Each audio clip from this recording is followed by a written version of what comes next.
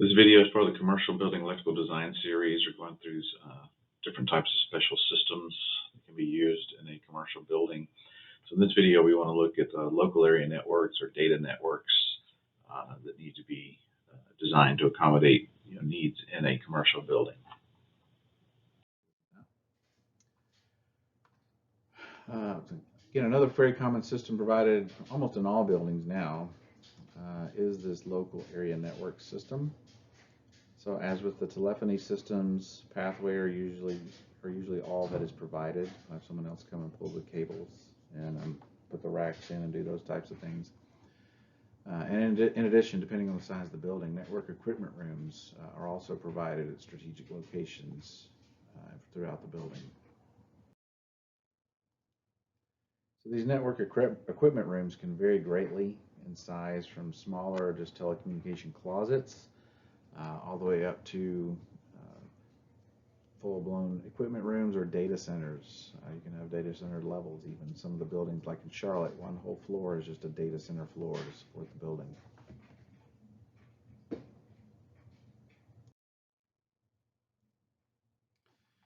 So from the network equipment room, pathways are provided again to these drop locations, just like with the telephone systems. Again, these are merely locations in the wall where telephone jack type boxes again are located. We put those 4-inch square boxes and run a 3/4-inch conduit, usually to a central cable tray. These are rarely home run back all the way back like telephones are sometimes. We usually just do it to the tray. A couple of reasons for that, but the biggest one is I know in my career, technology changes so fast that you want to make it easy to pull older cables out and pull the newer ones in once as better technology comes along. So the rest of the system, that is the wiring, racks, switches, servers, etc., are sometimes provided installed by the vendor owner. So that way we just provide the pathways and they install and design that part. Other times they're specified in our design, so we will include the cable and the terminations in our design. So we need to be aware, of what the requirement is for us in the design. It can go either way. It's not uncommon either way for it to be specified that way. It should be noted that there are several types of cable used in these installations, so we need to be aware of this when we are supplying or designing or specifying them. You still might see some Cat3 cable out there, which is sometimes used for the telephony system or the telephone system, and that has a maximum bandwidth, I think, of like 16 megahertz, which is usually plenty for voice communication.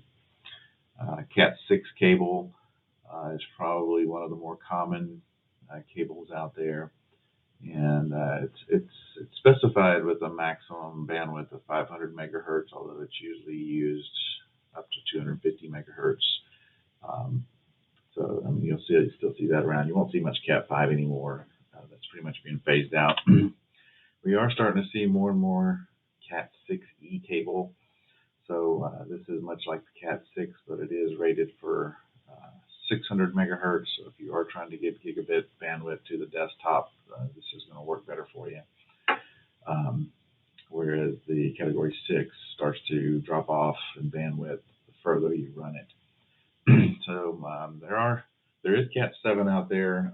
I don't see it, haven't seen it used much. I think the terminations are a little bit more involved than with Cat6, so it's a little more expensive on the install.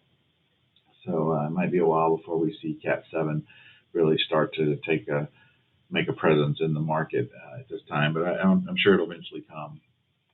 It's one thing that you will see more of, and we're seeing more of now, and it's going to continue, is the fiber optics. And so two types of fiber optics. There's multi-mode fiber, and then there's single-mode fiber. The multi-mode fiber, we really see it used most commonly for LAN backbones. And so its bandwidth is anywhere from 1 to 10 gigahertz, and it's usually specified as a maximum distance of 550 meters. So that makes it ideal for the backbones within a building. 550 meters usually will catch anything you need to do there. Whereas single mode fiber, you'll see that on some LAN installations, but probably more often on WAN, that is from building to building. it also looks, has a bandwidth in somewhere in the 1 to 10 gigahertz range, depending on your specific specs for the fiber. But as you can see, its range is much, much greater than the multimode. It's up to 10 kilometers. So some might ask, why do we even have multimode? Why don't we use single mode everywhere? Well, as you can probably imagine, the single mode fiber is a good bit more expensive. So, you only use it when you need it, like you said, interconnecting buildings and such as that. Otherwise, inside a building, when you don't have those distances, you have to run the multi-mode. Cost-wise, makes a lot more sense. Just a quick picture here, though, to show you the difference in the multi-mode and the single-mode fibers. It has to do with the core, the inner core, which is a glass type of core, and so it reflects the light back and forth all the way down.